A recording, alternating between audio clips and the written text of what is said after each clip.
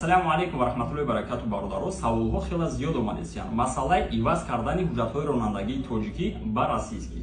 Санаи 1 апрели 2024 як қонуни нав баромад, яъне изменения шид дар қонуни Российской Федератсия ва қонун танҳо барои шаҳрвандои Россия, шахсиятҳое ки гражданство доранд ё ки гражданство уже гирифтагиянд ва шахсиятҳое ки вид на жительство доранд. Дар ҳолате ки шумо вид на жительство доред ё ки гражданство дорену ҳуҷҷатҳои ронандагии тоҷикӣ доред, дар муддати 1 сол шумо бояд иваз кунед аз санаи 1 апрели 2024 то санаи 1 апрели 2025.